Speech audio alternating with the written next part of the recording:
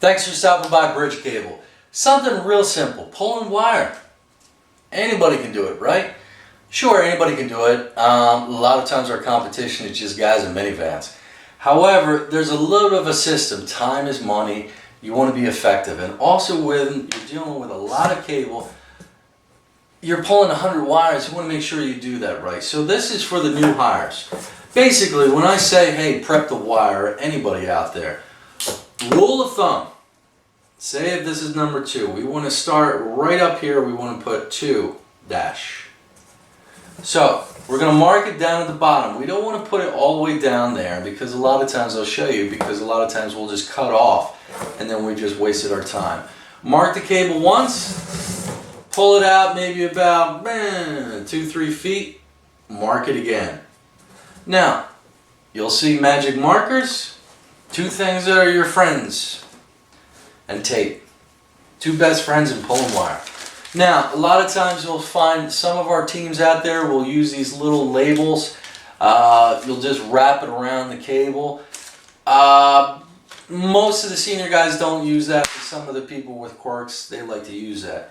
When you're pulling wire, especially for BridgeCable, when you mark the wire, you want to mark the box as well. As you can see with all this cable, not the new stuff, but we've pulled a lot, and a lot of times you won't use these boxes for all one job. You might use them for something else. You want to label it. So I know, for example, I just put this is number 2. Just put 2 on the box. Make sure everything is written out. You can see. When you're done, please put the footage. This particular box is 112 feet of Cat 6. So once you're going to do that and you're about to go into the wall, so you mark this all up, first right around here and then maybe 3 feet up there. So what do you do, guys? You just take a bunch of cable and stuff like that and you just ram it up there and you just put some tape and just make a big old knot? No, typically what you want to do is you want to stagger it. We may be going through drop ceilings, we may be going through conduit, we may be going through who knows. So you don't want to typically just bundle it up all like that. That's no good for us. That's not helping anybody, and it's just a pain in the butt.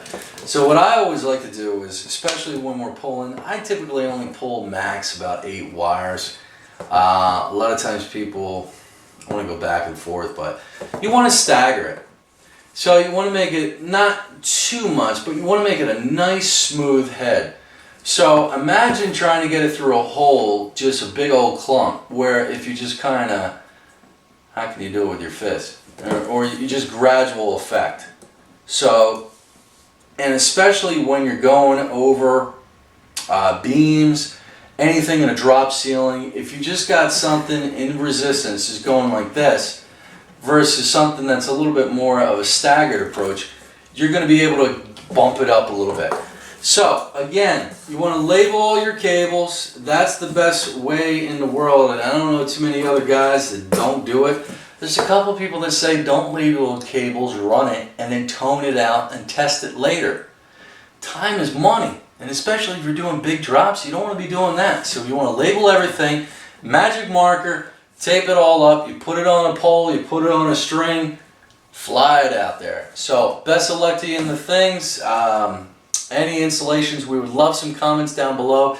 Once again, this is for some new hires, how to pull and label some wire. Thank you.